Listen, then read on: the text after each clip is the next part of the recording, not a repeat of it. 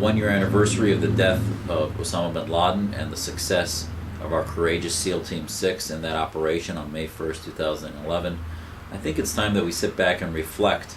At the time at which Usama Bin Laden was captured, there were so many that wanted to just say, well, the war on terror is over and we can move on.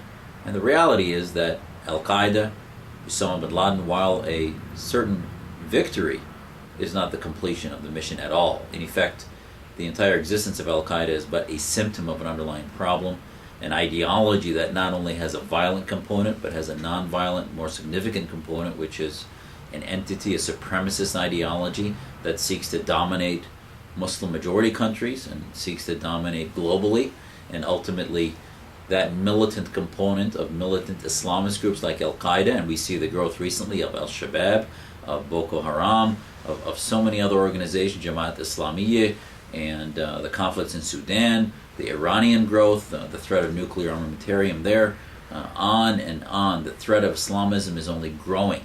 Yes, it was a victory, but I hope we can finally start to sit back and say terrorism is simply a symptom.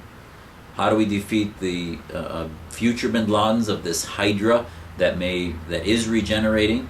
We defeat the ideology. And ultimately, just as communism was defeated without firing a bullet, we do not have a military solution against Bin Laden or Al-Qaeda.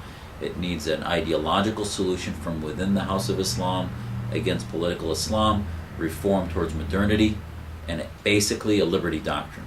Once we begin to have a policy and the courage in Washington with the administration, Congress, and State Department and on that can start to push for a doctrine of liberty, where individual rights, universal human rights, are pushed in countries that right now are trying to be driven by Islamist ideology, we will begin to see some change towards true reforms, true modernization, and the advocacy for universal human rights. That to this point now we may see shifts in this so-called Arab Spring towards Islamism, but ultimately we will not defeat the forces of fascism, whether it be secular or theocratic, until true advocacy for liberty wins out.